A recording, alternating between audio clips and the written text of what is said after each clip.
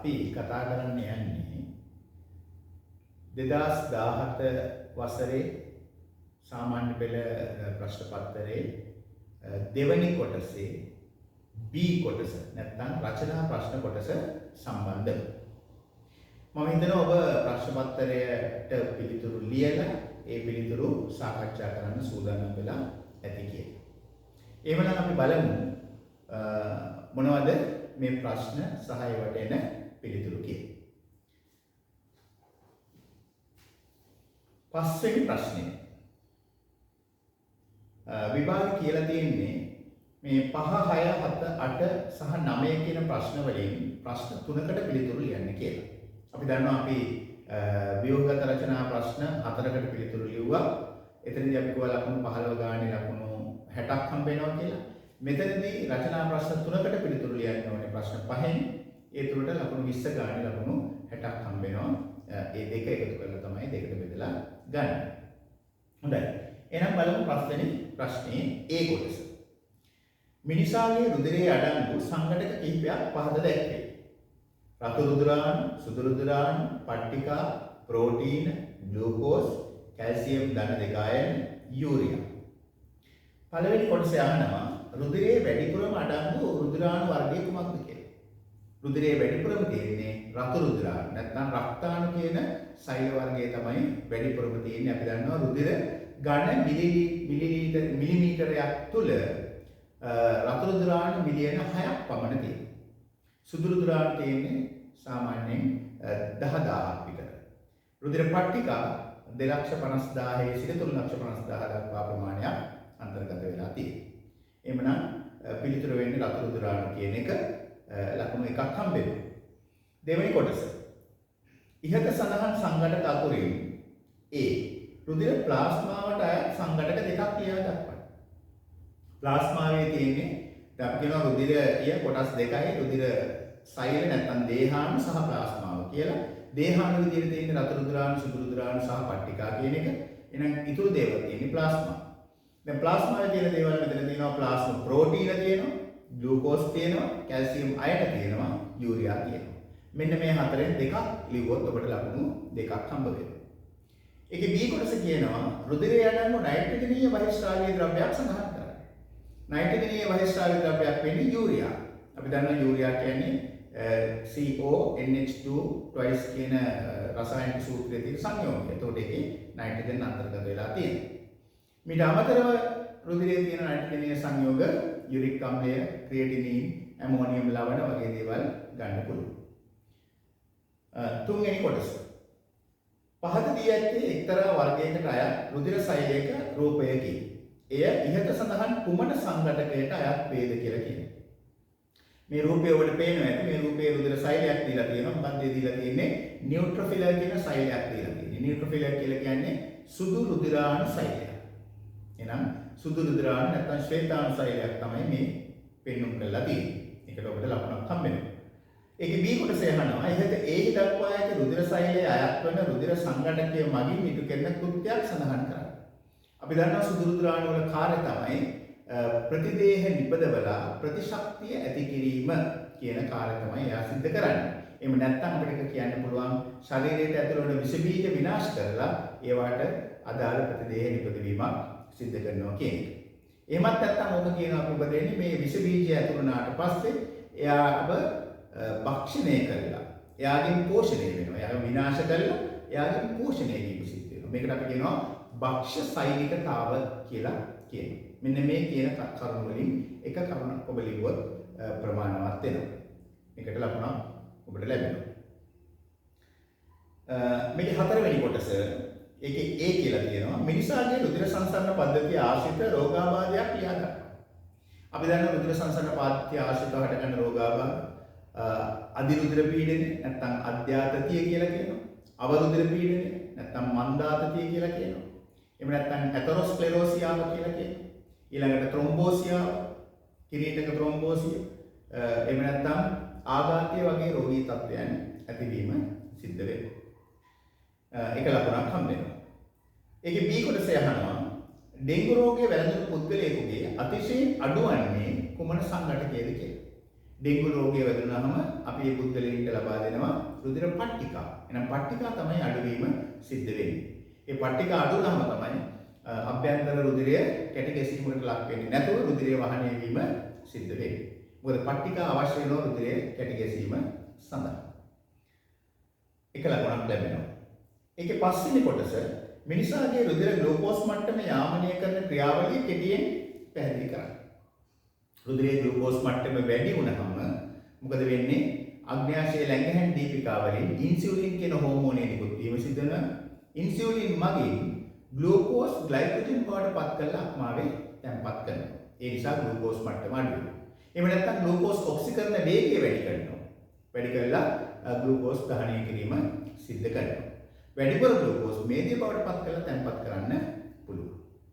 ඒ වගේම තමයි ග්ලූකෝස් මට්ටම අඩු වුණාම මොකද වෙන්නේ? ග්ලූකගන් කියන හෝමෝනය ස්‍රාවය වීම සිද්ධ වෙනවා. ග්ලූකගන් ස්‍රාවය වුණාම අක්මාවේ තැන්පත් කරලා තියෙන ග්ලයිකෝජන් ග්ලූකෝස් බවට පත් වීම සිද්ධ වෙනවා. ඒ වගේම ග්ලූකෝස් ඔක්සිකරණ වේගය අඩු කරනවා. ඒ වගේම තමයි මේදය ග්ලූකෝස් අඩු වෙනවා නම් මේදය ග්ලූකෝස් බවට පත් කරලා ලබා දීම සිද්ධ කරන්න පුළුවන්. මෙන්න මේ කරුණු දෙක තමයි එතන ලියවෙන්න ඕනේ. එහෙම ලියවුණොත් මේ වැඩිවීම සහ අඩුවීම කොහොමද සිද්ධ වෙන්නේ කියලා ලියන කරුණු දෙකකට අපි ලකුණු දෙකක් ලබා දීම සිද්ධ කරනවා. හොඳයි. එහෙමනම් අපි බලමු B කොටස. ශාක වර්ධ කිරීමේ ක්‍රමයක පියවර පහත රූපයේ දක්වා ඇත. පේනවා ඇති ඔබ ගාව තියෙන ප්‍රශ්න පත්‍රයේ බලන්න රූපය A සහ B කියලා කොටස් දෙකක් තියෙනවා. ඒ දෙක සම්බන්ධ කරලා වර්ධ කිරීමක් සිද්ධ කරලා තියෙනවා. ඉහත සඳහන් බද්ධ කිරීමේ ක්‍රමය කුමන නමකින් හැඳින්වේ? දැන් පේනවා මේ බද්ධ කරලා තියෙන්නේ කොහොමද? රිකිල්ලක් ගෙනල්ලා බද්ධ කරලා තියෙන්නේ. A කියන රිකිලි කැබැල්ලක් ගෙනල්ලා තමයි B කියන කොටසට බද්ධ කරලා තියෙන්නේ. ඒ නිසා මේකට අපි කියනවා රිකිලි බද්ධය කියලා කියනවා. එහෙමත් නැත්නම් මේක සිද්ධ කරන ක්‍රමය කියන්නේ කෝණ්‍යක් ගසන ආකාරයකට තමයි මේ බද්ධය සිද්ධ කරන්නේ. ඒ නිසා මේක කෝණ්‍ය බද්ධය කියලා කාට හරි කියන්න පුළුවන්. ඒ කියන්නේ රිකිලි බද්ධයේ තිබෙන අනුක්‍රමයක් තමයි කෝණ්‍ය බද්ධය කියලා කියන්නේ. කෝණ්‍ය බද්ධය කියලා කියන්නත් පුළුවන්. ඒකේ B කොටස කියනවා එම බද්ධ කිරීමේ ක්‍රමයට අනුව A සහ B කොටස් දෙක හඳුන්වන ලබන නම් පිළිවෙලින් කියන්නේ. A කියන්නේ පිටතින් ගේන ශාක කොටස. නැත්නම් රිකිල්ල. පිටතින් ගේන ශාක කොටසට අපි කියනවා අනුජය කියලා. ඒ වගේම එතන පොළවට සම්බන්ධ වෙලා තියෙන ශාක කොටස නැත්නම් මූල පද්ධතිය සහිත ශාක කොටසට කියනවා ග්‍රාහකය කියලා. එතකොට එනම් A කියන්නේ අනුජය, B කියන්නේ ග්‍රාහකය. ලකුණු දෙකක් ලැබෙනවා ඒක. දුහිතෘ ශාකයට ලැබෙන්නේ A සහ B කොටස් දෙකෙන් කුමන කොටස සතු ලක්ෂණය? දැන් බද්ධ කරාට පස්සේ අපි දන්නවා ග්‍රාහක ශාකයේ මූල පද්ධතිය ක්‍රියාත්මක වෙනවා. අනුජය තමයි ඵල නිපදවීම සඳහා දායක වෙන්නේ. එහෙමනම් මේ අනුජය දේවල් තමයි දුහිතෘ ශාකයට නැත්නම් අපි අලුතින් හදාගන්න ශාකයට ලැබෙන්නේ අනුජයේ තියෙන ලක්ෂණ. එහෙනම් අනුජය නිපදවන ඵල තමයි අලුත් ශාකයෙන් අපිට ලබා ගන්න පුළුවන් වෙන්නේ. ඒ නිසා පිළිතුර වෙන්නේ ඒ කොටස නැත්නම් අනුජය කියන එක. ලකුණු එකක් හම්බෙනවා. ඒකේ දෙවෙනි කොටසේ ශාකවල ලිංගික ප්‍රජනනය සඳහා දායක වන ව්‍යුහයේ පුෂ්පය වේ. අපි පුෂ්පයට කියන්නේ ශාකවල ප්‍රජනක ව්‍යුහය නැත්නම් ප්‍රජනක ඒකකය කියලා කියනවා. ලිංගික ප්‍රජනක ඒකකය කියලා කියනවා. ඒකේ ඒ කොටසේ අහනවා පුෂ්ප ජායාංගය සමන්විත වන කොටස් 3 නම් කරන්න කියලා කියනවා. පුෂ්පයක ජායාංගයේ තියෙන කොටස් 3. ඔබට මතකද ජායාංගය පොඩ්ඩක් බලන්න.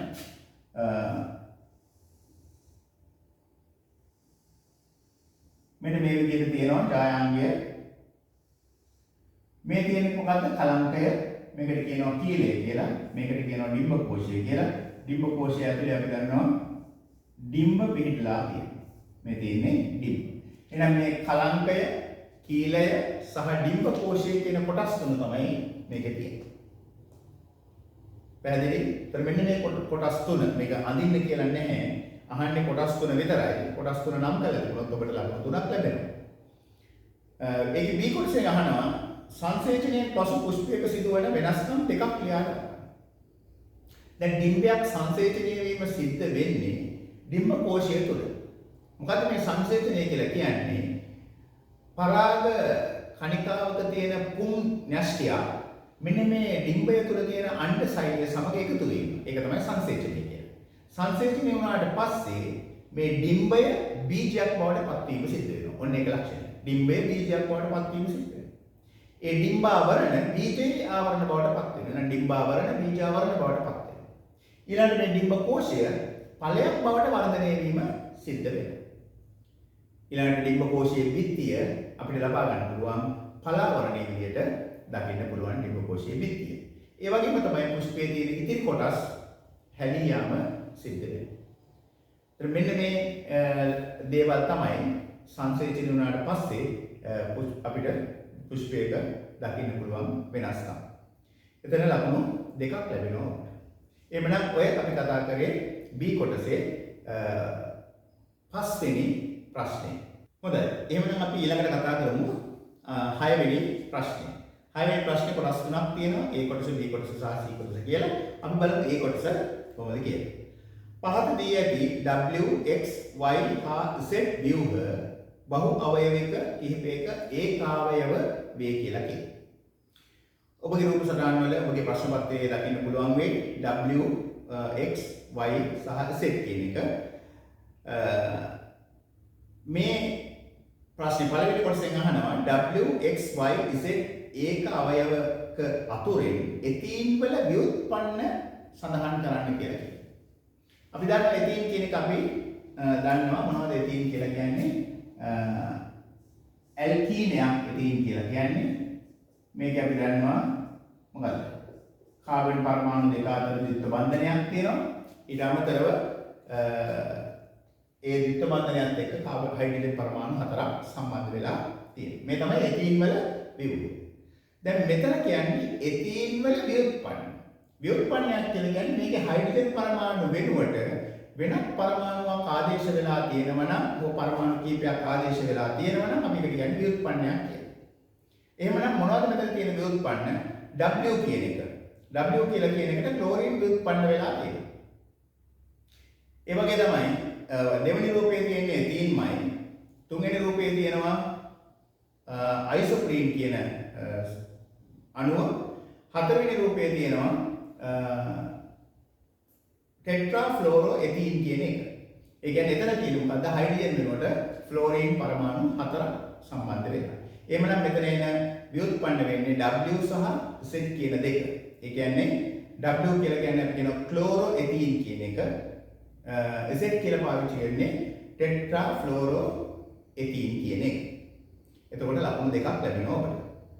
දෙවෙනි කොටස W, X හා Y ඒක අවයවක වලින් ලැබෙන බහු අවයවක පිළිවෙලින් නම් කරනවා.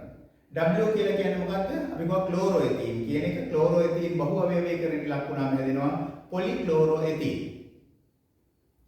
එහෙම නැත්නම් මේකට අපි තව විදිහකට කියනවා පොලිවිනිල් ක්ලෝරයිඩ් කියලා කියනවා. පොලිවිනිල් ක්ලෝරයිඩ් නැත්නම් PVC කියලා කියන්නේ මේ ව්‍යුත්පන්නයෙන් හැදෙන බහු අවයවීකය. ඊළඟට X කියන්නේ මොනවද? එතීන් කියන එක. මේ ව්‍යුහය තමයි X කියලා කියන්නේ. එතීන් බහු අවයවයකට ලක් වුණාම හැදෙන්නේ මොකද්ද? පොලිඑතීන් නැත්නම් පොලිතීන් කියන එක. ඊළඟට Y කියන එක.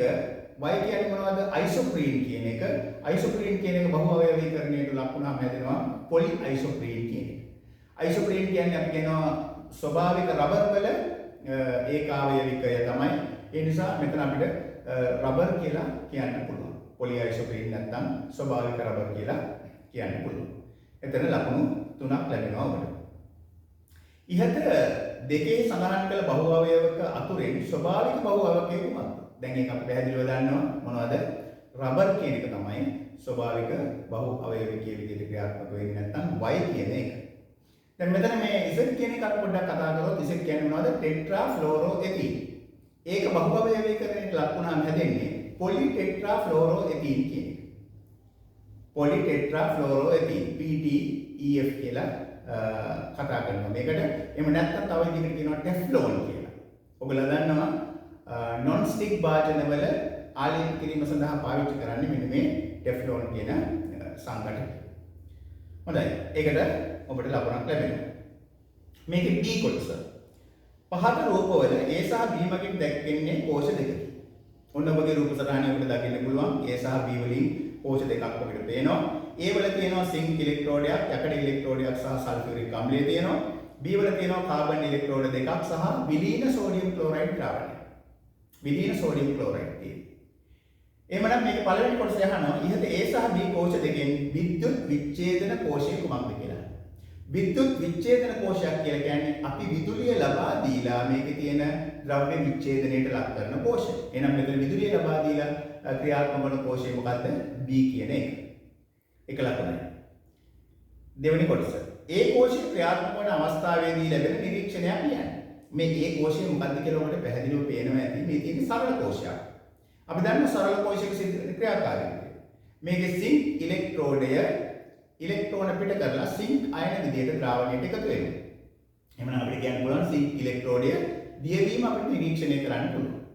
ඊළඟ මේ ඉලෙක්ට්‍රෝන යකඩ ඉලෙක්ට්‍රෝඩය ගාවට ගියාට පස්සේ යකඩ ඉලෙක්ට්‍රෝන ගාවදී ද්‍රාවණයේ තියෙන හයිඩ්‍රජන් අයනයක එකතු වෙලා හයිඩ්‍රජන් වායු බුබුළු සෑදීමක් සිද්ධ වෙනවා. එහෙනම් යකඩ ඉලෙක්ට්‍රෝඩය අසලින් හයිඩ්‍රජන් වායු බුබුළු පිට වෙනවා දකින්න පුළුවන්. නැත්නම් ඒ ඉලෙක්ට්‍රෝඩයේ මත හයිඩ්‍රජන් බුබුළු තැන්පත් වෙලා තියෙනවා අපිට දකින්න පුළුවන්. ඒ වගේම තමයි මේ වාදනය අපි පොඩ්ඩක් අල්ලලා බැලුවොත් මේක තරමක උණුසුම් භාවයක් අපිට දකින්න පුළුවන් වෙනවා. ඔන්න අපිට දකින්න පුළුවන් නිරීක්ෂණ. ඒක නිරීක්ෂණයක් තමයි ඔබෙන් අහන්නේ එකට ලකුණක් හම්බ වෙන්නේ. තුන්වෙනි කොටසේ A. B කෝෂයේ සිදුවන කැතෝඩ ප්‍රතික්‍රියාව ලියා දක්වන්න. B කෝෂයේ කියන එකේදී සිද්ධ වෙන කැතෝඩය. B කෝෂයේ මොනවද තියෙන්නේ? අපි දන්නවා B කෝෂයේ ගාවට B කෝෂය ඇතුලේ තියෙන්නේ විලීන සෝඩියම් ක්ලෝරයිඩ්. ඒ කියන්නේ මේකේ තියෙන්නේ සෝඩියම් ධන අයන සහ ක්ලෝරයිඩ් ඍණ අයන කියන ඒවා තමයි තියෙන්නේ. අපි දන්නවා මේ ධන අයන තමයි කොහෙටද යන්නේ? කැතෝඩිය ගාවට යන්නේ ධන අයන. එහෙනම් ධන අයන කැතෝඩිය ගාවට ගියාම කැතෝඩිය කියලා කියන්නේ ඍණ අග්‍රය. එහෙනම් ඍණ අග්‍රය ගාවට ධන අයන ගියාට පස්සේ එතනදී මේ ධන අයන ඉලෙක්ට්‍රෝන ලබාගෙන සෝඩියම් පරමාණු විදියට තැන්පත් වෙනවා. ඒතර මෙතන තියෙන්නේ අපි දන්නවා ද්‍රව සෝඩියම් තියෙන්නේ මේක ඇතුලේ. ඒක ඝන සෝඩියම් බවට පත් වීම සිදු වෙනවා. ඔන්න කැතෝඩිය අසල සිද්ධ වෙන ක්‍රියාව තමයි මේ සටහන් වෙලා තියෙන්නේ. පැහැදිලි මේක කියලා දුන්නොත් අපි ලකුණු දෙකක් ලබා දීම සිද්ධ කරනවා. B කොටසේ අහන එකෙම කෝෂ දෙකෙහිම ඔක්සිකරණ ප්‍රතික්‍රියා සිදුවන ඉලෙක්ට්‍රෝඩ පොදුවේ හඳුන්වනු ලබන්නේ කුමන නමකින්ද? ඔක්සිකරණය කියන්නේ මොකද්ද? ඉලෙක්ට්‍රෝන පිට කිරීම. ඉලෙක්ට්‍රෝන පිට කිරීමක් නැත්නම් ඔක්සිජන් සමග සම්බන්ධ වීමක් කියන එක අපිට ඔක්සිකරණය කියලා කියන්න පුළුවන්. මේ ඔක්සිකරණය සිද්ධ වෙන අග්‍රය අපි හඳුන්වන්නේ ඇනෝඩය කියලා. එහෙනම් මේක පිළිතර වෙන්නේ ඇනෝඩය. එක ලකුණක් ලැබෙනවා. හතරවෙනි කොටස. කාර්බනික වශයෙන් සෝඩියම් ලෝහය නිෂ්පාදනය කිරීම සඳහා B කෝෂය යොදා නොගැනීමට හේතුව කුමක්ද? ඇයි මේ කෝෂය යොදා ගන්නේ නැත්තේ කියලා අහනවා. හේතුව මොකද්ද? මෙතනදී සෝඩියම් හැදෙනවා කැතෝඩය ගාව, ඇනෝඩය ගාව ක්ලෝරින් වායුව හැදෙනවා. මේ හැදෙන සෝඩියම් සහ ක්ලෝරින් වායුව කියන එක ප්‍රතික්‍රියා කරලා නැවතත් සෝඩියම් ක්ලෝරයිඩ් හැදෙනවා. ඒ කියන්නේ මේක අපිට මේ ඵලය ලබා ගන්න මේ වගේ කෝෂයක් භාවිත කරනවා. මොකද සෝඩියම් කියන එක අපි දන්නවා ප්‍රතික්‍රියාශීලීත්වයෙන් ඉහළ ලෝහය. ඒ ලෝහය ක්ලෝරයිඩ් සමග ප්‍රතික්‍රියා කරලා සෝඩියම් ක්ලෝරයිඩ් සෑදීම නිසා මේ තත්ත්වයකට මේ කෝෂය ක්‍රියාත්මක කරවන්න අපහසුයි. ඒකට ඔබට ලකුණක් ලැබෙනවා. මේකේ C කොටස. මිශ්‍රණ වල අඩංගු සංඝටක වෙන් කර ගැනීමට අදාළ අවස්ථා තුනක් පහත සඳහන් වේ. 1. කණිජ වැලි වලින් විවිධ කණිජ වෙන් කර ගැනීම. 2. බොරතෙල් පිරිපහදුව මගින් පෙට්‍රෝලියම් ඉන්ධනය වෙන් කර ගැනීම. 3. ලින් ජලයෙන් ආශ්‍රිත ජලය ලබා ගැනීම. ඔන්න කරුණු 3. ඉහත 1 2 3 අවස්ථාවලදී භාවිතා කරන වෙන් කිරීමේ ක්‍රම පිළිවෙලින් ලියන්න කියලා කියනවා. පළවෙනි එක කියන්නේ මොකද්ද? මේකේ තියෙන සංඝටක ඝන සංඝටක කීපයක් තියෙන. මේ ඝන සංඝටක වලින් අදාළ සංඝටක වෙන් කර ගැනීමේ ක්‍රමයක් අපි කියනවා භෞතික වෙන් කිරීමේ ක්‍රමය. නැත්නම් පෙරීම, ගැනීම වගේ ක්‍රම මගින් වෙන් කර ගැනීම සිදු කරන්න පුළුවන්. එවත් නැත්නම් චුම්බකයක් දාගෙන චුම්බක ආධාරයෙන් වෙන් කර ගැනීමේ ක්‍රමයක් භාවිතා කරන්න පුළුවන්. දෙවෙනි එක බොරතෙල් පිරිපහදුව මගින් පෙට්‍රෝලියම් ඉන්ධන වෙන් කර ගැනීම. බොරතෙල් වල සංඝටක ගොඩක් තියෙනවා. ඒ සංඝටක ගොඩක් තියෙන අවස්ථාවකදී එක් සංඝටකය වෙන් කරගන්න භාවිතා කරන ක්‍රමයට අපි කියන්නේ භාගික ආසවනය. මේකේ තියෙන කොටස් වලට කියන්නේ භාග කියලා. ඒතර භාග විදියට වෙන් කර ගැනීම නිසා මේකට කියනවා භාගික ආසවනය කියලා. ලින් ජලයෙන් ආශ්‍රිත ජලය ලබා ගැනීම. ලින් ජලය කියන්නේ අපවිත්‍ර වෙලා තියෙන ජලය නැත්නම් ලවණ මිශ්‍ර වෙලා තියෙන ජලය. ඒකෙන් 100%ක් පිරිසිදු ජලය නැත්නම් ආශ්‍රිත ජලය ලබා ගන්න අපි සරල ආසවනය කියන ක්‍රියාවලිය භාවිතා කරනවා. එhmenan ලකුණු 3ක් ලැබෙනවා ඔබට මේ අවස්ථා තුන සඳහා.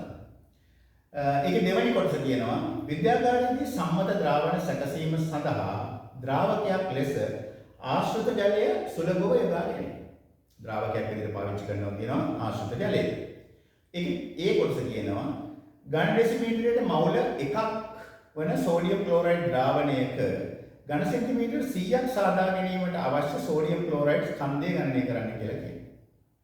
මොකද මේ කියන්නේ 1යි ඝන ඩෙසිමීටරයට මවුල.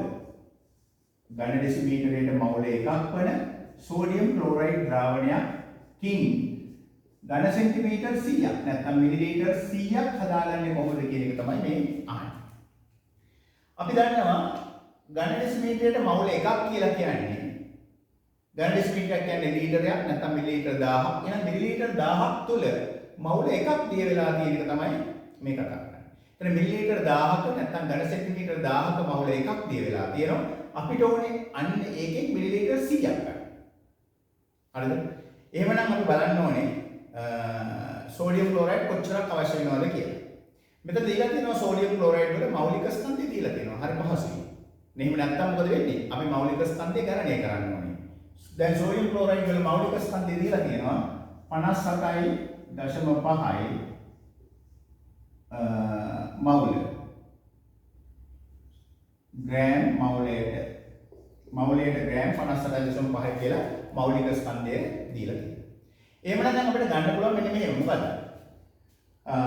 සෝඩියම් ක්ලෝරයිඩ් ඝන සෙන්ටිමීටර් 1000 ඝන සෙන්ටිමීටර් 1000ක් සඳහා අවශ්‍ය වෙන ස්කන්ධය කොච්චරද? ග්‍රෑම් 58.5 ග්‍රෑම් 58.5 නැත්නම් මවුල එකයි. එහෙනම් දැන් ඕනේ කොච්චරද? ඝන සෙන්ටිමීටර් 100ක් සඳහා ස්කන්ධය කොච්චරද කියලා. එහෙනම් 1000කට මෙච්චරක් ඕන නම් එකකට බලන්න අපි 10න් බෙදනවා 100කට බලන්න 100න් කොච්චරයි කරන්නේ. එහෙමනම් මොකද වෙන්නේ? මේ බිඳුවට බිඳුව කැපෙනවා, මේ බිඳුවට මේ බිඳුව කැපෙනවා. දැන් මේක 10න් බෙදන්න ඕනේ. 10න් බෙදුවහම මොකද වෙන්නේ? දශම පිට එකක් මෙහාට එනවා. එහෙනම් ග්‍රෑම් 5.85ක් තමයි අවශ්‍ය වෙන්නේ. එහෙනම් අපි කියන්න පුළුවන් මොකද්ද? මේ ද්‍රාවණය සකස් කිරීම සඳහා අවශ්‍ය සෝඩියම් ක්ලෝරයිඩ් ස්කන්ධය ග්‍රෑම් 5.85. ලකුණු 3ක් ලැබෙනවා ඔබට.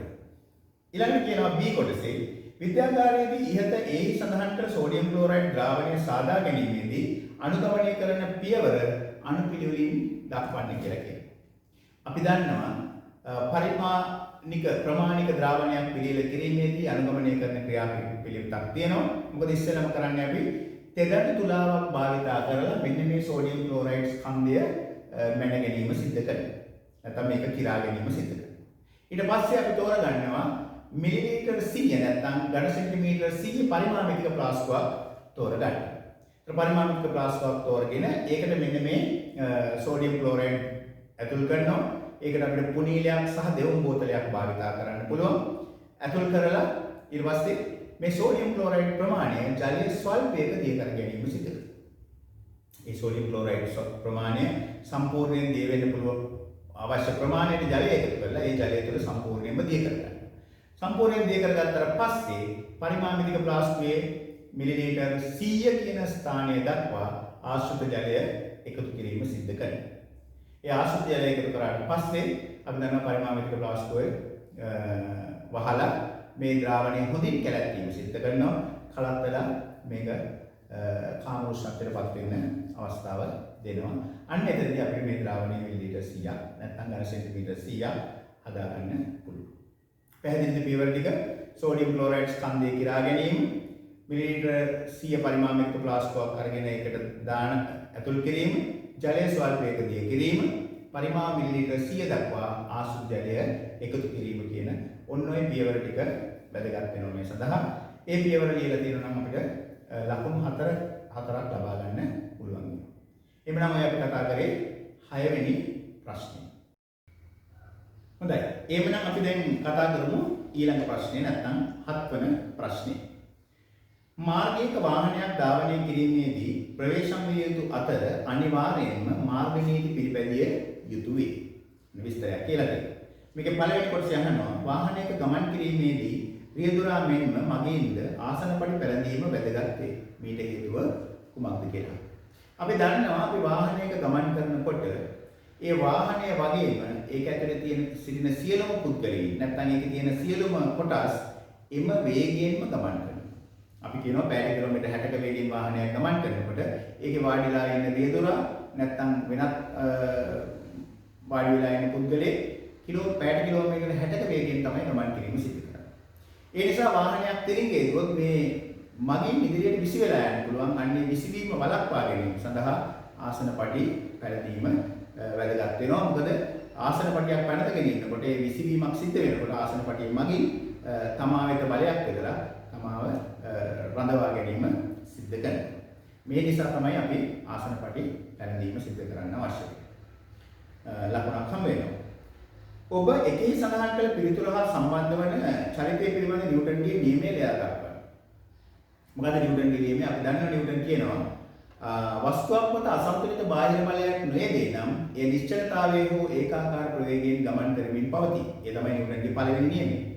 ඒ කියන්නේ වාහනේ අපි ගමන් කරනකොට අපි මත අසන්තුලිත බලයක් තිබෙන්නේ නැත්නම් අපි තවදුරටත් ඉදිරියට ගිහිල් විසි වෙලා ගමන් කිරීම සිද්ධ වෙන්න පුළුවන් කියන එකයි කියන්නේ.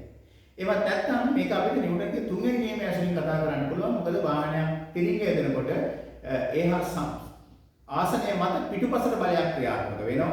ඒ පිටුපසට බලයක් ක්‍රියාත්මක වෙනකොට ඒහා සමාන බලයක් ඉදිරියට ක්‍රියාත්මක වෙලා පුද්ගලයා ඉදිරියට විසවී යන්න පුළුවන්. අන්න ඒ අනුවත් මේක නැවතීමක් සිද්ධ වෙනවා කියලා කියන්න පුළුවන්.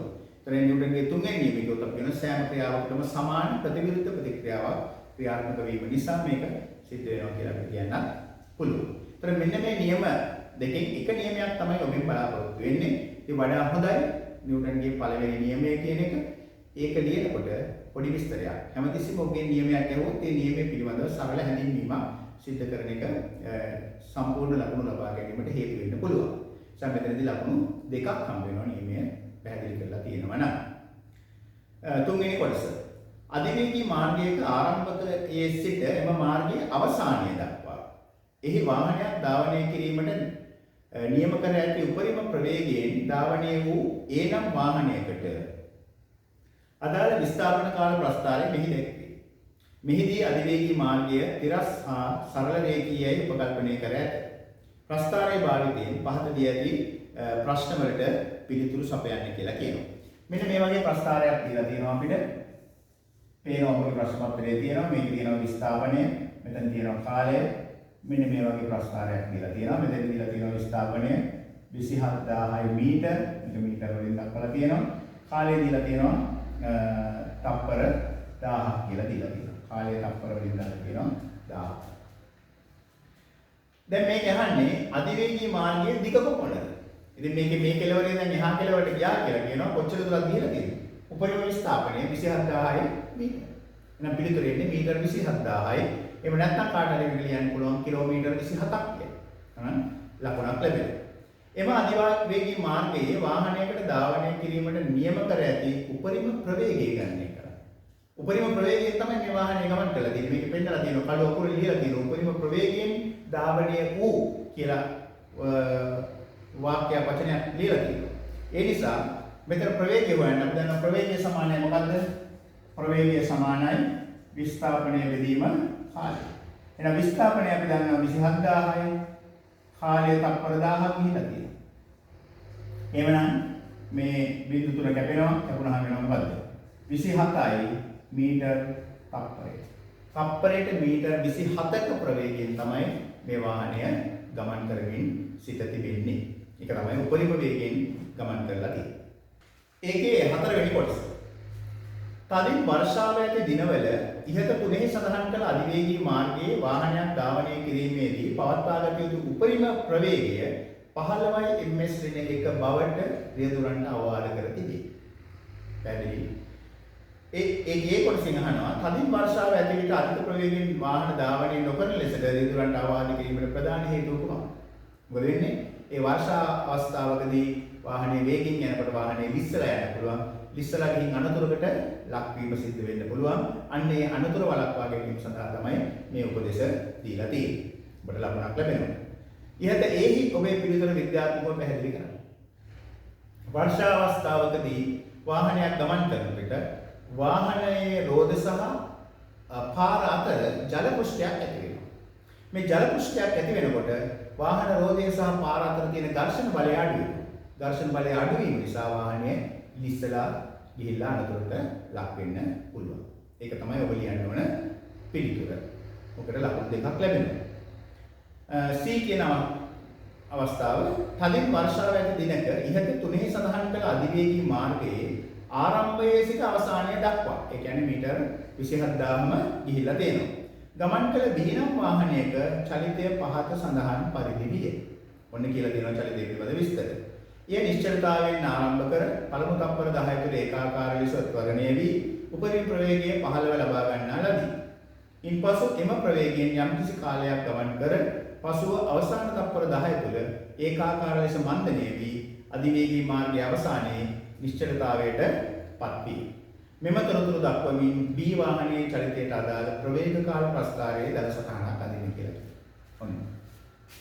බලමු දැන් මොකද වෙන්නේ. මෙන්න ප්‍රස්ථාරය අනුකූල අපි දන්නවා මෙතන තියෙන්නේ මොකද්ද? ප්‍රවේගය අපි පාවිච්චි කරනවා ms කියන එකකින්. මෙතන දානවා කාලය අපි දක්වනවා තප්පර කියන ඒකකයෙන්. මෙයා ගමන් ආරම්භ කළ තියෙන නිශ්චලතාවයේ පළමු තප්පර 10 තුළ 15 ms එක ප්‍රවේගයක් ලබා ගත්තා. ඔන්න 15 ප්‍රවේගයක් ලබාගෙන තියෙනවා තප්පර 10ක් තුළ නිශ්චලතාවයේ සිට ගමන් ආරම්භ. ඔන්න මේ අවස්ථාව අපි ලබාගෙන. ඊට පස්සේ කියනවා එම ප්‍රවේගයෙන් යම් කිසි කාලයක් ගමන් කරනවා. අපි දන්නේ නැහැ කොච්චර කාලයක් ගියාද කියලා. ඔන්න එම ප්‍රවේගයෙන් ගිහිලා තියෙනවා. අපි කියමු t කියන කාලය. එහෙනම් මෙතන මේක අපි කියමු 10 දැන් t කියන කාලයක් ගිහිලා තියෙනවා. මේක අපි t කියලා හිතාගත්තොත් ඔන්න t කියන කාලයක්. ඊට පස්සේ කියනවා අවසාන තප්පර 10ේදී ආයෙ මොකද වෙන්නේ? අවසාන තප්පර 10ේදී නැවතයි කියලා කියනවා. ඒ කියන්නේ මෙතන ඉඳන් මෙතෙන්ට 10යි තප්පර. දැන් මෙතන ඉඳන් මෙතෙන්ට තප්පර t මේක තප්පර 10යි. එහෙනම් මෙතන එනවා මොකද්ද? t ධන 20 කියන අවස්ථාවක් තමයි එන්නේ. මේ තමයි අවසාන කාලය. මෙතනදී කාලය t ධන 20, මෙතනදී කාලය t ධන 10 කියලා ඔන්න ගන්න ඕනේ. පැහැදිලිද ප්‍රස්ථාරය? එමනම් අහනවා මොකද්ද? B වාහනයට අධිවේගී මාර්ගයේ ගමන් කිරීමට ගත වූ මුළු කාලය සොයන්න. මෙන්න මේ t ධන 20 කියන එකයි බලන්න කියලා. දැන් අපි දන්නවා ප්‍රවේග කාල ප්‍රස්ථාරයක මේ ප්‍රස්ථාරයට යටත් වන වර්ගඵලය. ප්‍රස්ථාරයට යටත් වන වර්ගඵලය සමාන වෙනවා ගමන් කරපු මුළු දුර. එහෙනම් අපි දන්නවා මොකද්ද? ගමන් කළ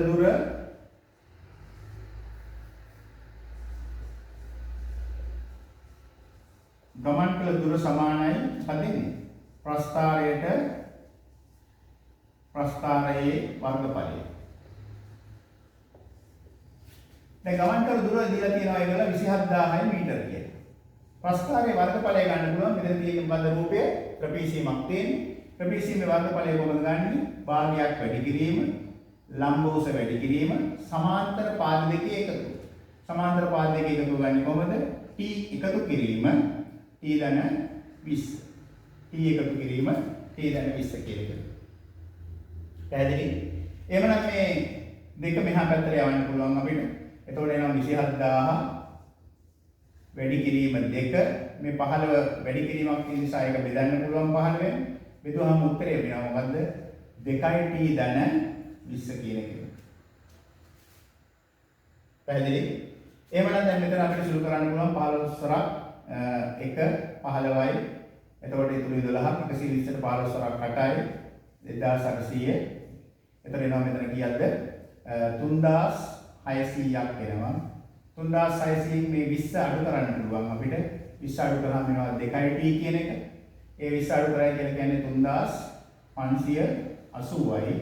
ඒක දෙකෙන් බෙදුවාම එනවා t කියන පිළිතුර. එතකොට එනවා කියද්ද 1යි 15ට දෙවරක් 7 14යි 1යි 18ට දෙවරක් 9යි.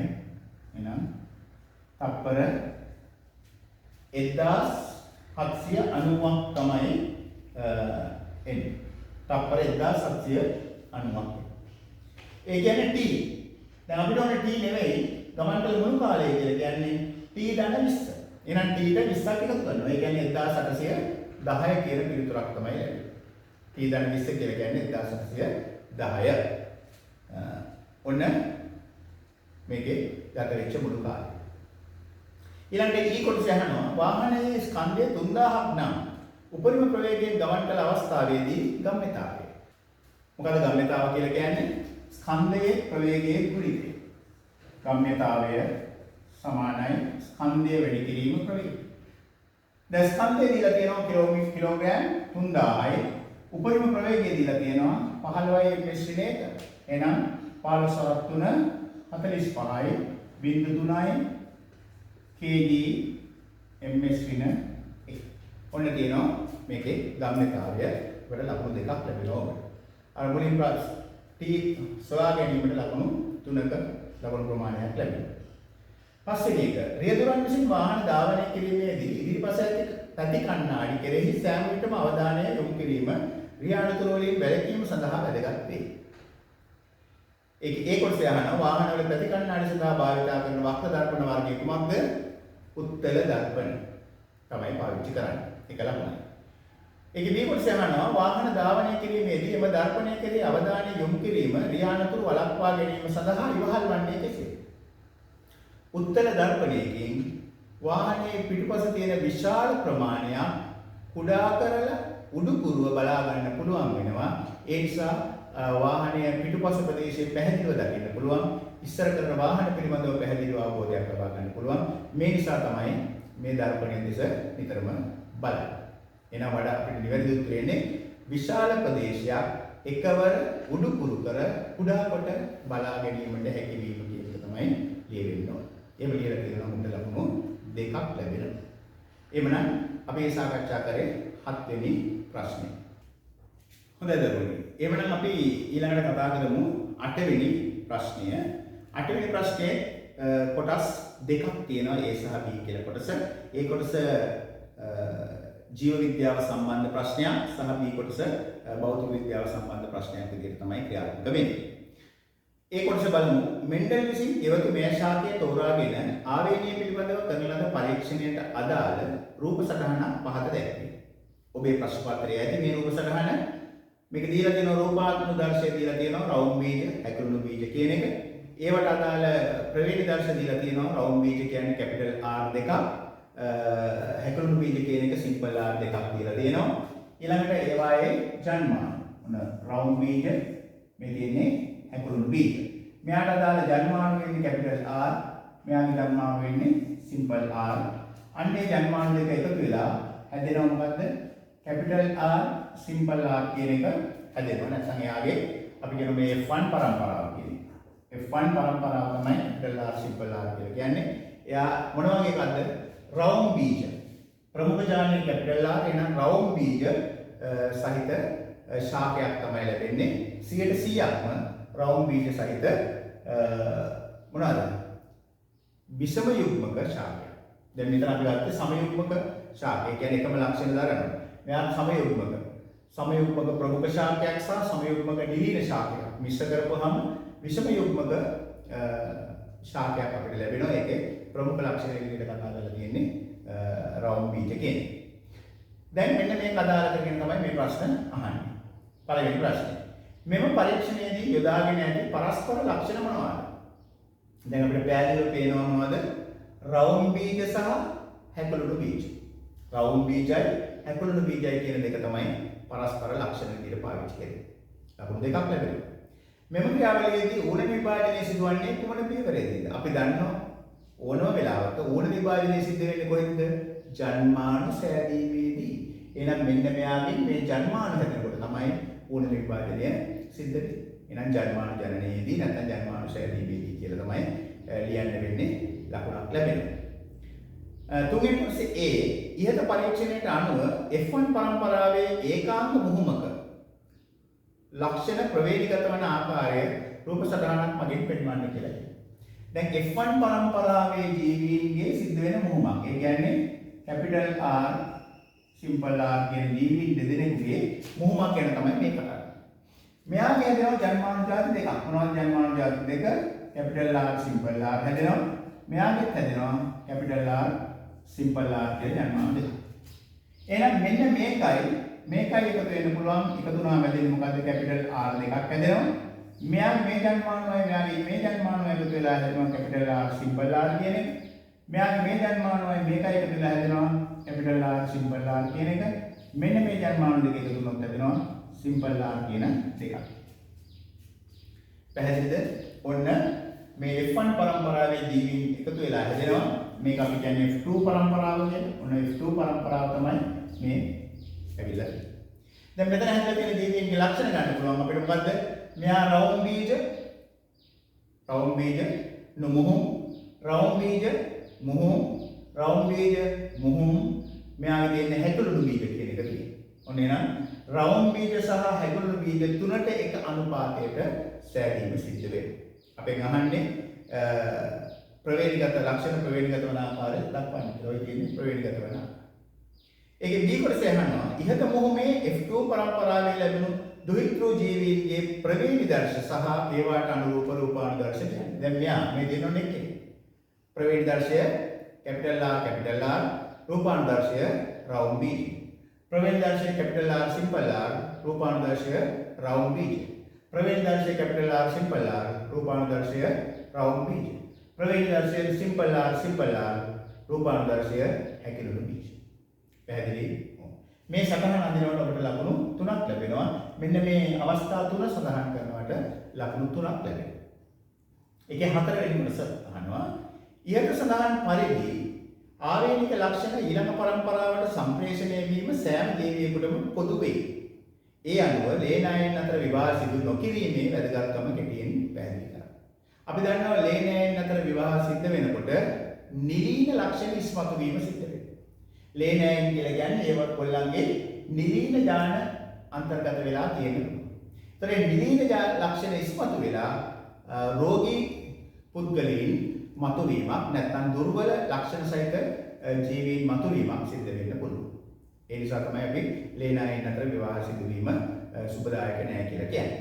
මොකද ඒගොල්ලන්ගේ අපි ගත්තොත් මෙතන මේ වගේ අවස්ථාවක් ගත්තොත් කැපිටල් R සිම්පල් R කියන අවස්ථා වගේ ජීවීන් දෙදෙනෙක් ගත්තොත් ඒගොල්ලන්ගේ මෙන්න මේ නිලීන ලක්ෂණ සහිත ජීවියෙක් මතුවීම සිද්ධ වෙන්න පුළුවන්. එයා රෝගී පුද්ගලයෙක් වෙන්න පුළුවන්. එහෙම නැත්නම් එයා විවිධ ආබාධ වලට ලක් වූ පුද්ගලයෙක් වෙන්න පුළුවන්. ඒ නිසා තමයි අපි ලේනයන් අතර විවාහ සුදුසු නැහැ කියන එක කියන්නේ. ඊළඟට B කොටස. නිවසක භාවිතා කරන විද්‍යුත් උපකරණ කිහිපයක් පහත දී ඇත. බලන්න මේ උපකරණ. රූපවාහිනිය, ප්‍රතිදීපන වහන, ශුද්ධ තරංග උදුන, ගිල්ලුම් තාපකය, තාපන පළකය, විදුලි ස්ත්‍රික්කය. මේකේ පළවෙනි කොටස අහනවා ඉහත සඳහන් සමහර උපකරණ භාවිතයේදී අනිවාර්යයෙන්ම තුම් කූරු පේනු භාවිතා කළ යුතුය. 3-pin plugs පාවිච්චි කරන්න ඕනේ කියන එකයි මේ කියන්නේ. එම උපකරණ අතරින් තුම් කූරු පේනුවක් භාවිතා කළ යුතු උපකරණයක් නම් කරන්න. එක උපකරණය ලියන්න කියලා කියන්නේ මොනවද? රූපවාහිනියට අවශ්‍ය නැහැ. ප්‍රතිදීපන පහනට අවශ්‍ය නැහැ තුම් කූරු පේනු. ශුද්ධ තරංග උදුනට මයික්‍රෝවේව් oven එකට 3-pin plug එකක් පාවිච්චි කරන්න වෙනවා. ගිල්ලුම් තාපකය නැත්නම් හීටර් එකකට පාවිච්චි කරන්න වෙනවා තුම් කූරු පේනුවක්. තාපන පළකය නැත්නම් හොට් ප්ලේට් එකට පාවිච්චි කරන්න වෙනවා තුම් කූරු පේනුවක්. විදුලි ස්ත්‍රික්ක වලට තුම් කූරු පේනු පාවිච්චි කරන්න වෙනවා. මෙන්න මේ උපකරණ හතරෙන් කැමති උපකරණයක් ලියන්න පුළුවන්. තමන්ට ලකුණක් ලැබෙනවා. ඔබ ඒ සඳහන් කළ උපකරණය සඳහා තුම් කූරු පේනුවක් භාවිතා කිරීමේ වැදගත්කම කුමක්ද? ඒක කියන්නේ මොකද්ද? විදුලි කාන්දුවකදී විදුලි සැර වැදීමෙන් වළක්වා ගැනීම සඳහා නැත්නම් ආරක්ෂා වීම සඳහා තමයි තුම් කූරු පේනුවක් පාවිච්චි කරන්නේ. අපි දන්නවා මේ තුම් කූරු පේනු සහිත උපකරණවල බාහිර ආවරණය හදලා තියෙන්නේ ලෝහ වලින්. ඒතර මෙන්න මේ බාහිර ආවරණය තමයි භූගත කරලා තියෙන්නේ. ඒතර බාහිර ආවරණය භූගත කරලා තියෙන අවස්ථාවකදී බාහිර ආවරණයට විදුලි කාන්දුවක් සිද්ධ වුණාම මෙතන ෂෝට් සර්කිට් එකක් නැත්නම් අපි කියනවා ලුහුවත් වීමක් සිද්ධ වෙනවා.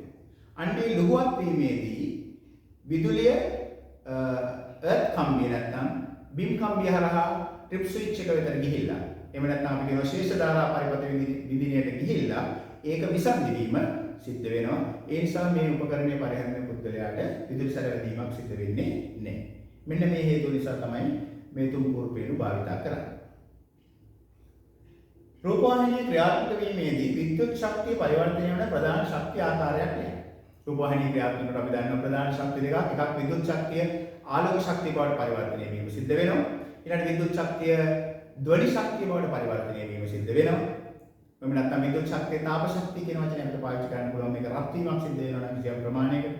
ඒ වගේම මේකෙන් කිරණ නිකුත් වෙලා ඕනනම් විකිරණ ශක්තිය කියලා කතා කරන්න පුළුවන්. වඩා හොඳයි ආලෝක ශක්තිය සහ ධ්වනි ශක්තිය කියන ප්‍රධාන ශක්තිය ආකාර දෙක සටහන් කරනවා නම් ලකුණු දෙකක් ලැබෙනවා.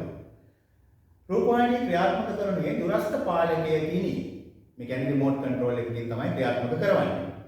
ඒ කොටස යනවා දුරස්ථ පාලකයන් රූපවාහිනියට අදාළ සංඥා යවෙන්නේ කුමන තරංග ලෙසද? මොකද්ද තරංගය? විද්‍යුත් චුම්බක තරංගවල අදෝරක්ත කිරණ නැත්නම් ඉන්ෆ්‍රාරෙඩ් කිරණ වලින් තමයි මේ සංඥාව ලැබීම සිද්ධ වෙන්නේ. ඒ කියන්නේ අදෝරක්ත කිරණ කියන එක නැත්නම් IR කිරණ කියලා අපි කතා කරනවා. මේ කිරණ වලින් තමයි මේ තරංගය වෙන්නේ. ඒක විද්‍යුත් චුම්බක තරංග වලට අයිති තරංග වර්ගයක්. එක ලකුණයි. ඔබ ඒ සඳහන් කළ තරංග වර්ගයේ ලක්ෂණ දෙකක් තියෙනවා. එතකොට අපි ලියන්න ඕනේ කාගෙද විද්‍යුත් චුම්බක තරංග වල ලක්ෂණ. එකක් තමයි ගමන් කිරීමට මාධ්‍යයක් අවශ්‍ය නැත.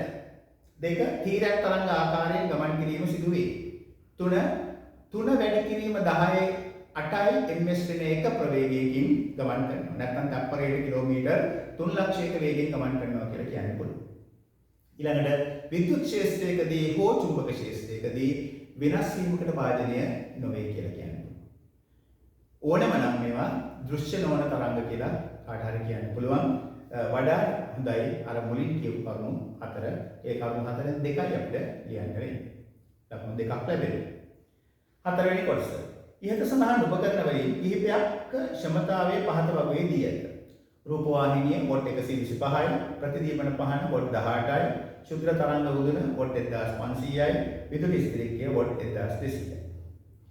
එක්තරා දිනක මෙම උපකරණ හතරම පැය 1 මිනිත්තු 30ක කාලයක් ක්‍රියාත්මක කර තිබිනි.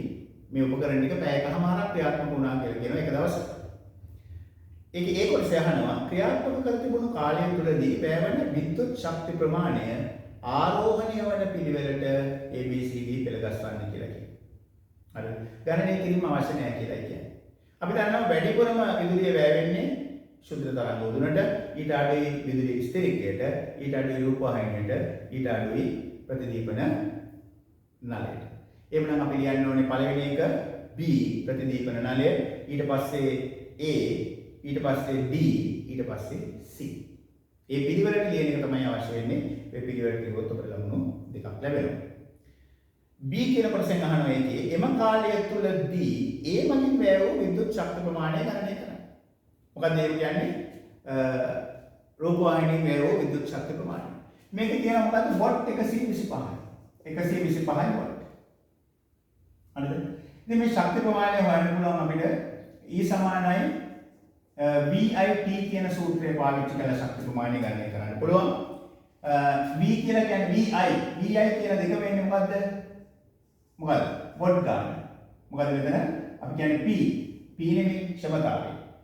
P සමානයි VI කියන සම්බන්ධතාවයක් තියෙනවා. එහෙමනම් අපිට ඒකෙන් ගන්න පුළුවන් VI කියන්නේ 125යි, T කියන්නේ කොච්චරද? පැය එකමාරක්. ඒ කියන්නේ මේ තප්පරයට මිනිත්තුවට පැයට ඊළඟට පැයකට නෙමෙයි ආන්නේ පැය එකමාරක් කියලා කියන්නේ මේ පැයකට පැය ඔන්න මේ තමයි මේ එන අගය. මේක අපිට සුළු කරන්න පුළුවන් දෙකේ ඒවා මෙතන 30ක් තියෙනවා. දැන් වැඩි කරලා ගන්න පුළුවන්. 3 9 90යි 5400යි එන 125 වැඩි කිරීම 5400. දැන් මේක වැඩි කරනවා අපි බිංදු 1 2 125 4ක් 500යි 5ක් 50ක් විතරුයි 125 5ක් 625යි 5යි 625යි 50යි 675යි. ඔන්න මේ තියෙන්නේ වැය වෙච්ච මුළු ශක්ති ප්‍රමාණය ජූල්. ඔක කාට හරි ඕනනම් කිලෝ ජූල් වලින් ලියන්න පුළුවන්. කිලෝ ජූල් 675යි කියලා කියන්නේ. ඔය තමයි මේ සඳහා වැය වෙච්ච විද්‍යුත් ශක්ති ප්‍රමාණය. ඉතින් ඕක ඕනනම් පුළුවන් අපිට ගණනය කරන්න විදුලි ඒකක සංඛ්‍යාවක් විදිහට ගණනය කරන්න පුළුවන්. මොකද ඒකක සංඛ්‍යාව විදිහට ගණනය කරන්න පුළුවන් අපි දන්නවා විදුලි ඒකක ගණන ඒකක ගණන ගන්නේ කොහමද? වොට්ටගේ වැඩි කිරීම පැය ගණන බෙදීම 1000 කියලා ගන්න පුළුවන්. දැන් වොට්ටගේ කීයද? 125යි. 125 වැඩි කිරීම පැය ගණන කියලා කියන්නේ 1.5යි. පැය එකමාරයි. බෙදීම 1000 කියලා. එතකොට කොච්චරක් එනවද? 125 ඒවා 5ක් එනවා 600. එතකොට 15 සරක් 5 75යි 7ක් ඉතුරුයි 30යි 37යි 3ක් ඉතුරුයි 15යි 3යි 18යි බෙදීම 1000 කියලා. 187.5 බෙදීම 1000. එතකොට 10න් බෙදුවාම කී දෙන්නේ? 0.1875 කිලෝවොට් පැය. නැත්නම් ඒකක දශම 1.875 කියලා ගන්න. ඔන්න ඔය ආකාර දෙකකින් කැමැති ආකාරයකට අපිට මේක ගණනය කිරීම සිදු කරන්න පුළුවන්. ඒ මොනොත් අපිට ලකුණු 3ක් ලැබෙනවා. හොඳයි. එහෙනම් අපි කතා කරමු ඊළඟ ප්‍රශ්නේ නැත්නම් අවසාන ප්‍රශ්නය 9 වෙනි ප්‍රශ්නය. මේකේ කොටස් දෙකක් තියෙනවා A සහ B කියලා. A කොටස රසායන විද්‍යා ප්‍රශ්න කොටසක් සහ B කොටස භෞතික විද්‍යා ප්‍රශ්න කොටසක් විදිහට ක්‍රියාත්මක වෙන්නේ. බලන්න පළවෙනි කොටස A කොටස. සාන්ද්‍රණය 1.0 මවුල වන සෝඩියම් හයිඩ්‍රොක්සයිඩ්, හයිඩ්‍රොක්ලෝරික් හා සෝඩියම් ක්ලෝරයිඩ් යන ද්‍රාවණ තුන ABC පරීක්ෂා නල තුනකට වෙන වෙනම දමා ඇත. ද්‍රාවණ වෙන් කර හඳුනා ගැනීමට ශිෂ්‍යයෙකු විසින් කරන ලද පරීක්ෂා හා ඊට අදාළ නිරීක්ෂණ පහත වගුවේ දැක්වේ. පළවෙනි එක. ඒ නලයේ ඇති ද්‍රාවණයට රතු හා නිල් ලිට්මස් පත්‍ර දැමීම. නිල් ලිට්මස් වර්ණ වෙනසක් නොදැක්විය. රතු ලිට්මස් නිල් පැහැයට හැරුණා.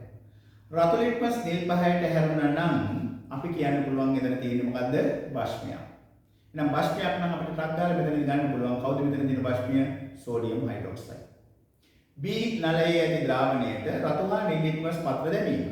රතු හා නිල් ලිට්මස් වර්ණ වෙනසක් නොදැක්විය. එහෙනම් දෙකම වර්ණ වෙනසක් වුණේ නැහැ. එහෙමනම් අම්ලයකුත් බෂ්මයකුත් නෙවෙයි. ඒ කියන්නේ ලවණයක්. එහෙනම් ඒ කියන්නේ සෝඩියම් ක්ලෝරයිඩ්. නම් B වල තියෙන සෝඩියම් ක්ලෝරයිඩ්. එහෙමනම් C එකේ තියෙන මොනවද? හයිඩ්‍රොක්ලෝරික්. හයිඩ්‍රොක්ලෝරික් වලට රතු හා නිල් ලිට්මස් දැම්මොත් මොකද වෙන්නේ? නිල් ලිට්මස් රතු පාට වෙනවා. එහෙනම් ඒක තමයි අම්ල හඳුනා ගැනීම සඳහා පාවිච්චි කරන්න තියෙන ක්‍රමය. එහෙනම් අහන්නේ ඉහත ABC පරීක්ෂණ වල අඩංගු ද්‍රාවණ පිළිවෙලින් සඳහන් කරන්න. A sodium hydroxide, B sodium chloride, C hydrochloric අම්ලය. දෙවෙනි ප්‍රශ්නේ දෙවෙනි කොටස. ඉහත සඳහන් සෝඩියම් හයිඩ්‍රොක්සයිඩ් හා HCl ද්‍රාවණ වලින් මිලිලීටර් 100 බැගින්ගෙන තාප පරිවර්ණය කරන ලද බඳුනක් තුල මිශ්‍ර කළ විට මිශ්‍රණයේ උෂ්ණත්වය සෙල්සියස් අංශක 5කින් ඉහළ නැගුණි. ඒ කොටස අහනවා සෝඩියම් හයිඩ්‍රොක්සයිඩ් සහ HCl අතර සිදුවන ප්‍රතික්‍රියාවේ තුලත රසායනික සමීකරණය ලියන්න කියලා. මෙන්න සෝඩියම් හයිඩ්‍රොක්සයිඩ් කියන්නේ NaOH ධන හයිඩ්‍රොක්ලෝරික් අපි කියනවා මේවා AQ කියන ජලීය ද්‍රාවණ විදිහට තමයි පාවිච්චි කරන්නේ. මේ දෙක එකතු වුණාම හැදෙන්නේ මොනවද? සෝඩියම් ක්ලෝරයිඩ් හා ජලය. ඒ කියන්නේ අම්ලයක් බෂ්මයක් සමග ප්‍රතික්‍රියා කර ලවණයක් සහ ජලය සෑදීමේ ක්‍රියාවලියක් තමයි මේ තියෙන්නේ.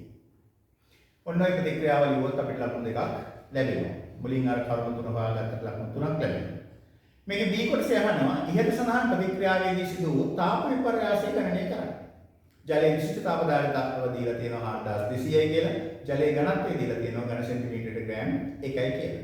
එවනම් අපි දන්නවා විශිෂ්ට තාප ධාරිතාවය කියන්නේ මොකද්ද? Q සමානයි mc θ කියන සම්බන්ධතාවයෙන් තමයි අපි තාප ප්‍රමාණය හොයන්නේ. මෙතන m කියලා කියන්නේ මොකද්ද? මිලිලීටර් 100 බැගින්ගෙන ඒ කියන්නේ මිලිලීටර් 100 දෙකක් කියන්නේ මිලිලීටර් 200යි ඒ කියන්නේ ග්‍රෑම් 200යි ග්‍රෑම් කිලෝග්‍රෑම් කරන්න 1000න් බෙදන්න ඕනේ. ජලයේ විශිෂ්ට තාප ධාරිතාව 4200යි කියලා දීලා තියෙනවා. උෂ්ණත්ව වෙනස 5යි කියලා දීලා. එහෙනම් මේක සුළු කරපුවාම අපි දන්නවා මෙතන මේ බිඳුව කැපෙනවා. මෙතන බිඳුවයි මේ බිඳුවයි කැපෙනවා. දෙවරක් 5 10යි. 10 වැඩි කිරීම 4200 කියන්නේ ජූල් 4200. ඔයි තමයි මෙතනදී ලැබෙන තාප විපර්යාස. ඒකේ තුන්වෙනි කොටස අහනවා ඉහත සඳහන් කළ සෝඩියම් හයිඩ්‍රොක්සයිඩ් HCl අතර ප්‍රතික්‍රියාවේ තාප විපර්යාසය නිර්ණය කිරීමේදී ඔබ විසින් සිදු කළ යුතු උපකල්පන දෙකක් කියන්න. තාප විපර්යාස නිර්ණය කරනකොට අපි සිදු කරන ප්‍රධාන උපකල්පනයක් තියෙනවා. මොකද්ද? බාහිර පරිසරයට තාප හානියක් සිදු නොවූ බව. ඔන්න තමයි ප්‍රධාන උපකල්පනය. එහෙම නැත්නම් අපි කියන්න පුළුවන් මේ ලබා දුන්න සියලුම තාපය ප්‍රතික්‍රියාව සඳහා වැය වූ බව. හරිද? මේ දෙදෙනා අතර සිද්ධ වෙච්ච සියලු තාප මේගොල්ලෝ ලබා ගත්තයි කියන එක තමයි කියන්නේ තාප හානියක් සිදු වෙන්නේ නැහැ කියන. දැන් මෙතනදී නම් තව උපකල්පන දෙකක් ගන්න පුළුවන්. අපි අරගෙන තියෙන ජලයේ විශිෂ්ට තාපදායකතාව සහ ජලයේ ඝනත්වය පාවිච්චි කරලා තියෙනවා. එහෙමනම් අපි කියනවා මේ ද්‍රාවණවල විශිෂ්ට තාපදායකතාව ජලයේ විශිෂ්ට තාපදායකතාවට සමානයි කියලා උපකල්පනය කරනවා. ඒවත් නැත්තම් කියන්න පුළුවන් ද්‍රාවණවල ඝනත්වය ජලයේ ඝනත්වයට සමානයි කියලා අපි උපකල්පනය කරනවා. ඒකත් අපි උපකල්පන දෙකක් විදිහට තමයි ගන්න. මේ උපකල්පන වලින් කැමති දෙකක් අපිට ලියන්න පුළුවන් ලකුණු දෙකක් ලැබෙනවා. ඒ 9 වෙනි ප්‍රශ්නේ B කොටස. සූර්යයා වායුගෝලයක ගොඩබිම හා සාගරයේ ස්වභාවික සම්පත් වේ. සූර්යාගේ මත්පිඩ උෂ්ණත්වය ආසන්න වශයෙන් 5800යි කෙල්වින් වේ. මේකේ එක කියනවා ඉහත සඳහන් උෂ්ණත්වය සෙල්සියස් අංශක වලින් කොපමණද කියලා. දැන් සූර්යාගේ උෂ්ණත්වය එන්නේ කෙල්වින් 5800යි කියලා. 5800යි කෙල්වින්. අපි දන්නවා කෙල්වින් පරිමාණයක් සෙල්සියස් පරිමාණයකට කරන්නකොට සෙල්සියස් පරිමාණය කෙල්වින් කරන්න නම් මොකද කරන්න ඕනේ? ඔව් 273ක් අපි එකතු කරනවා. එහෙමනම් කෙල්වින් පරිමාණයක් සෙල්සියස් කරන්න 273ක් අඩු කරන්නයි තියෙන්නේ. එතකොට මෙතන 7යි මෙතන 2යි මෙතන 5යි මෙතන 5527යි සෙල්සියස් කියලා ගන්න. ඔය තියෙන්නේ කෙල්වින් පරිමාණය සෙල්සියස් පරිමාණයටපත්. සෙල්සියස් පරිමාණය දීලා කෙල්වින් කරන්න ඕන අපි තව 273ක් එකට එකතු කරන්න ඕන. සූර්යාගේ සිට පෘථිවියට තාපය සංක්‍රමණය වන්නේ කුමන තාප සංක්‍රමණ ක්‍රමයෙන්ද? විකිරණය මගින්. විකිරණ තාපය නැත්නම් විකිරණය කියන ක්‍රියාවලිය මගින් තමයි තාපය පැමිණෙන්නේ. එක ලකුණ. සූර්ය තාපය හේතු කොටගෙන දිවා කාලයේදී මුහුදු සුළං ඇතිවන ආකාරය විද්‍යාත්මකව පැහැදිලි කරන්න. කොහොමද මුහුදු සුළං ඇති වෙන්නේ? අපි දන්නවා දහවල් කාලයේදී සූර්ය තාපය ලබාගෙන මුහුද සහ ගොඩබිම කියන දෙකම රත් වෙනවා. මුහුදේ විශිෂ්ට තාපදායකතාවයට වඩා ගොඩබිම විශිෂ්ට තාපදායකතාවය අඩුයි. ඒ නිසා ගොඩබිම ඉක්මනට රත් වෙනවා. ගොඩබිම ඉක්මනට රත් වුණාම ගොඩබිමට ඉහළින් තියෙන වාතය රත් වෙලා සංවහනය වගේ ඉහළ යනවා. ඒ අඩුව පුරවන්න මුහුදේ ඉඳලා ගොඩබිමට සුළං හමාගෙන එනවා. ඒකට අපි කියනවා මුහුදු සුළං කියලා. ඔන්න ඔය විස්තරය තමයි අපි ලියන්න ඕනේ. දෙවෙනි කොටස. එක්තරා දිනක මුහුදු මට්ටමේදී වායුගෝලීය පීඩනය රසදිය සෙන්ටිමීටර් 76ක්ද මුහුදු මට්ටමේ සිට කිලෝමීටර් 10ක් උසකදී වායුගෝලීය පීඩනය රසදිය මිලිමීටර් 20 රසදිය සෙන්ටිමීටර් 20ක්ද විය. ඔන්න ඒකේ කොටස අහනවා ඉහත සඳහන් වායුගෝලීය පීඩන මිනුම් ලබා ගැනීමට භාවිතා කරන විද්‍යාගාර උපකරණයක් නම් වායු පීඩන මානය නැත්නම් බැරෝමීටර්. බැරෝමීටර් ජාති දෙකක් ගැන අපි කතා කරනවා. එකක් තමයි රසදිය වායු පීඩන මානය. එහෙම නැත්නම් නිර්ද්‍රව වායු පීඩන මානය නැත්නම් ඇනරොයිඩ් පීඩන මානය කියන එක. මේ පීඩන මාන දෙක වලින් ඕනම එකක් ලියන්න පුළුවන්. ඔය ඔක්කොම පොදුයි අපි කතා කරන්නේ වායු පීඩන මාන. වඩා හොඳයි වායු පීඩන මානය නැත්නම් බැරෝමීටර් කියන වචනේ පාවිච්චි කරනවා නම්. ඉහත නිරීක්ෂණය කරන ලද පීඩන වෙනසට හේතුව කුමක්ද? දැන් මුහුදු මට්ටමේ ඉඳලා ඉහළට යනකොට එකක් තමයි වායුගෝලයේ වාතයේ තියෙන උස අඩු වෙනවා. මුහුදු මට්ටමේ ඉඳලා ඉහළට යනකොට වාතයේ උස අඩු වෙනවා. වාතයේ උස අඩු වෙනකොට පීඩනය අඩු වෙනවා. අන්න ඒක අවස්ථාව. අනිත් එක තමයි මුහුදු මට්ටමේ ඉඳන් ඉහළට යන්න වාතයේ ඝනත්වය අඩු වෙනවා.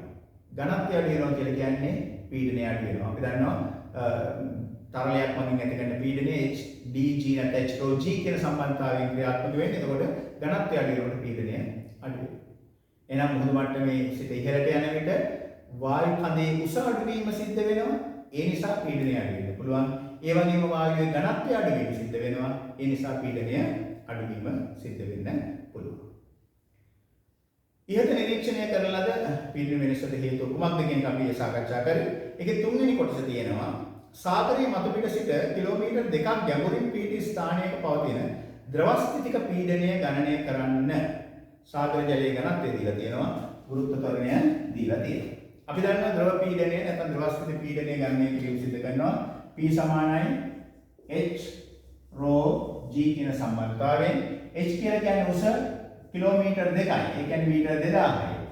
ඝනත්වය 1050යි මුහුදු ජලයේ ඝනත්වය. ගුරුත්ව ත්වරණය 10යි කියලා තියෙනවා.